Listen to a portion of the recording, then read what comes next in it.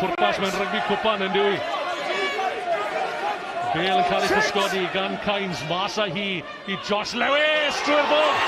O dyma'r CAIS sy'n sicrhau fod Glyn Ebwy yn dal yn y ras o'i gobeithion o ddal gafel ar ei coron fel 10 campwyr ar uwch adran yn parhau am weddill y tymor. Maen nhw'n ddiogel bellach ymhlith yr 8 ucha. Diolch i weledigaeth y maswr Josh Lewis sydd wedi cael ei holl bwyntiau. CAIS eidian yn lawn i Josh Lewis, mae wedi arwain y ffordd heddiw.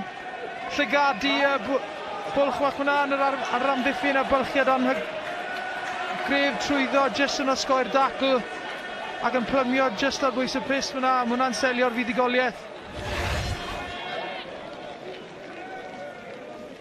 Mae Nigel Davies yn nabod chwaraewyr addawol pan fod e'n ei weld Ebwy. Nath e'n colli amser o gwbl cyn gofyn i Josh Lewis ddod yn ôl fan hyn o'r gorllewin lawr i barc Eugene Cross. Nac mae wedi addalu y ffydd yma Nigel Davies wedi ddangos ynddo fe. Holl bwyntiau'r prynhawn i'r maswr ifanc Josh Lewis.